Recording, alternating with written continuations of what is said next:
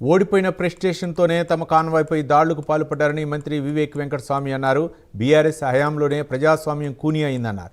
కాంగ్రెస్ హయాంలో అంతా ప్రజాస్వామ్యబద్ధంగానే ఎన్నిక జరిగిందన్నారు. ఇలాంటి దాడులు చేయడం సరైన పద్ధతి కాదని మంత్రి వివేక్ వెంకటస్వామి మండిపడ్డారు.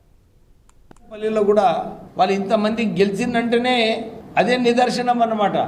ఎలక్షన్స్ ఫ్రీ అండ్ ఫేర్ జరిగినాయని. తర్వాత ఆయనే ప్రెస్కి పోయి ఆయనే చెప్తున్నాడు, వివేక్ మా పైన దాడి చేస్తున్నారు. మీరు అందరు కూడా గమనించాలి.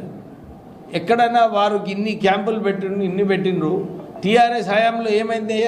పోలీస్ వాళ్ళని తీసుకుపోవడం, రేడ్ చేయించడం, అందరినీ ప్యాక్ చేసేయడము, ఇవన్నీ కూడా నిజంగా ప్రజాస్వామ్యం కూని అయింది టీఆర్ఎస్ టైంలో. టీఆర్ఎస్ పార్టీలో 10 సంవత్సరాలు ఏదైతే జులుం చేసినారో మీ అందరూ తెలుసు. మన కోదండరామ్ గారు వారు తెలంగాణ ఉద్యమంలో కీలకమైన పాత్ర వేశారు.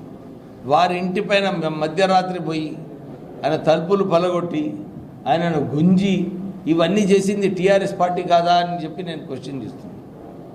ఎక్కడైనా ఇట్లా అయిందా? ఇప్పుడు ఈసారి ఈ 2.5 సంవత్సరాలలో ఏదైనా ఎక్కడైనా పోలీస్ రేడ్ అయ్యి టీఆర్ఎస్ నాయకులను గుంజుకొని బయటికి తీసుకువెళ్ళాడు ఎనీ ఇన్సిడెంట్ అయిందా?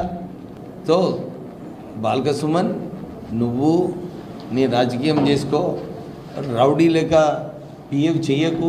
అవసరం లేదు ఈ రౌడీజం చేయడానికి.